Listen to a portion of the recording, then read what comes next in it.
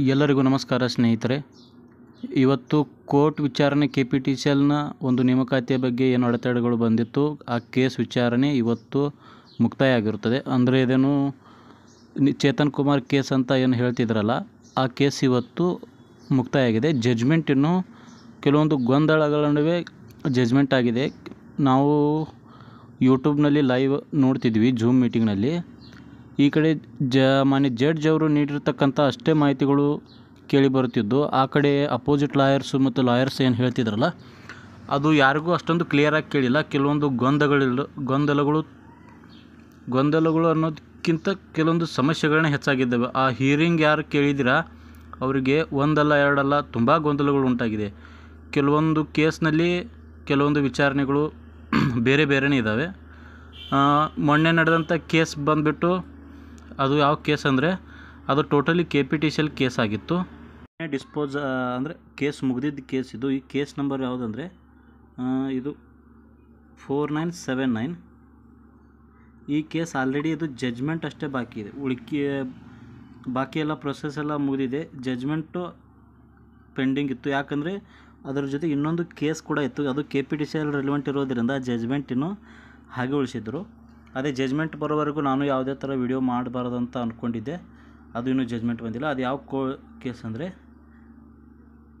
ಅದು ಪಿಟಿಷನರ್ ನವೀನ್ ಕುಮಾರ್ ಅವರು ಹಾಕಿದ್ರಂತ ಆ ಕೇಸ್. ಅದು ಕೂಡ ಜಡ್ಜ್ಮೆಂಟ್ ರಿಸರ್ವ್ಡ್ ಅಂತ ಬರ್ತಿದೆ. ಡೈಲಿ ಆರ್ಡರ್ಸ್ನಲ್ಲಿ ನೋಡಿದರೆ ನಿಮಗೆ ಲಭ್ಯವಾಗುತ್ತದೆ ಏನೇನಾಗಿದೆ ಏನೇನಿಲ್ಲ ಅಂತ. ಇಲ್ಲಿ ಹರ್ಡ್ ದಿ ಆರ್ಗ್ಯುಮೆಂಟ್ಸ್ ಆಫ್ ಲರ್ನರ್ಡ್ ಅಂತ ಅಂದರೆ ಎಲ್ಲರದು ಎರಡು ಥರನಾಗೆ ಆರ್ಗ್ಯುಮೆಂಟ್ಸ್ನ ಕೇಳಲಾಗಿದೆ. ಆದರೆ ಇನ್ನೂ ಆರ್ಡರ್ ಯಾವುದೇ ಪಾರ್ಟಿಗೂ ಇನ್ನೂ ಆರ್ಡರ್ ಕೊಟ್ಟಿಲ್ಲ. ಆರ್ಡರ್ ರಿಸರ್ವ್ ಅಂತ ಬರ್ತಿದೆ. ಅದು ಇವತ್ತು ನಡೆದಿರ್ತಕ್ಕಂಥ ಕೇಸ್ ಯಾವುದಂದರೆ ಅದು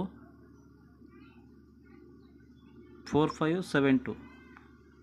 ಇದು ಯಾರ್ದಂದರೆ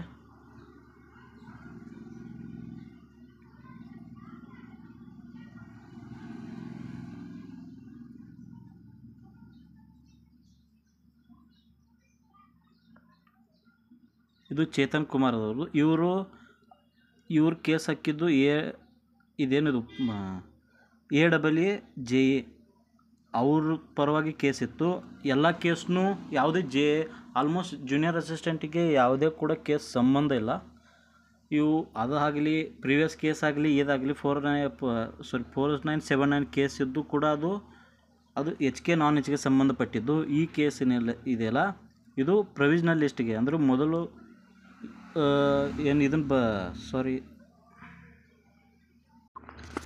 ಮೊದಲನೇ ಪ್ರೊವಿಷನಲ್ ಲಿಸ್ಟಲ್ಲಿ ಇವರು ಸೆಲೆಕ್ಟ್ ಆಗಿದ್ರು ಅಂತ ಕಾಣಿಸುತ್ತೆ. ಆಮೇಲೆ ಮಾರ್ಕ್ಸಲ್ಲಿ ಏರುಪೇರಾಗಿ ಕೆಲವೊಂದು ಗ್ರೇಸ್ ಮಾರ್ಕ್ಸ್ ಸಿಕ್ಕ ತಕ್ಷಣ ಕೆಲವೊಬ್ಬರಿಗೆ ಜಾಬ್ ಸಿಕ್ಕಿಲ್ಲ. ಅಂದರೆ ಅವರು ಮೆರಿಟ್ ಲಿಸ್ಟ್ನಿಂದ ಕೆಳಗೆ ಬಂದಿದ್ದಾರೆ. ಅವರು ಹಾಕಿರುವಂಥ ಕೇಸ್ ಇದು. ಅದು ಇವತ್ತೇ ಇತ್ತು ನೋಡಿ. Last action date 14/8. ಇದು ಕೂಡ ಹರ್ಡ್ ಜಡ್ಜ್ಮೆಂಟ್ ರಿಸರ್ವ್ಡ್ ಅಂತ ಬರ್ತಿದೆ. ಇದು ಎಲ್ಲ ಕೇಳಿದರೆ ಆರ್ಗ್ಯುಮೆಂಟ್ಸ್ ಎಲ್ಲ ಆಗಿದೆ. ಇದು ಜಡ್ಜ್ಮೆಂಟ್ಗಾಗಿ ಮಾತ್ರ ಬಾಕಿ ಉಳಿದಿದೆ. ಈ ಒಂದು ಕೇಸ್ನಲ್ಲಿ ಇವತ್ತು ಎಲ್ಲರೂ ನೋಡ್ತಕ್ಕಂಥ ಎಲ್ಲರ ತಲೆಯಲ್ಲಿ ಕೆಲವೊಂದು ಪ್ರಶ್ನೆಗಳಿದ್ದಾವೆ. ಅವ್ರ ಲರ್ನರ್ ಏನು ಹೇಳಿದರು ಅಂದರೆ, ನ್ಯಾಯಾಧೀಶರು ಏನಂದರು, ಜಡ್ಜ್ಮೆಂಟ್ 3 ತಿಂಗಳೊಳಗೆ ಈ ಎಲ್ಲ ಪ್ರೊಸೆಸ್ನ ಮುಗಿಸಿ ಅಂತ ಹೇಳಿದರು. ಅದು ಒಂದು.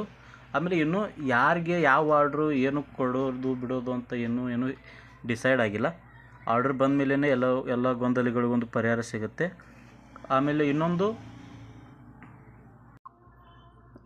ಏನು ಹೇಳಿದ್ರು ಅಂದರೆ, ನೀವು ಮೊದಲು ಬಂದ ಮೆರಿಟ್ ಲಿಸ್ಟನ್ನೇ ಕನ್ಸಿಡರ್ ಮಾಡಿ ಅಂತ ಹೇಳಿದ್ರು. ಅದರದ್ದು ಯಾವ ಜಾಬ್ಗೆ ಮಾಡಿ ಯಾವ ಪೋಸ್ಟ್ಗೆ ಮಾಡಿ ಅಂತ ಇನ್ನೂ ಕನ್ಫರ್ಮ್ ಆಗಿಲ್ಲ. ಆದ ಕಾರಣ ಯಾರೂ ಏನು ತಲೆ ಕೆಡಿಸ್ಕೊಳಕ್ಕೆ ಹೋಗಬೇಡಿ.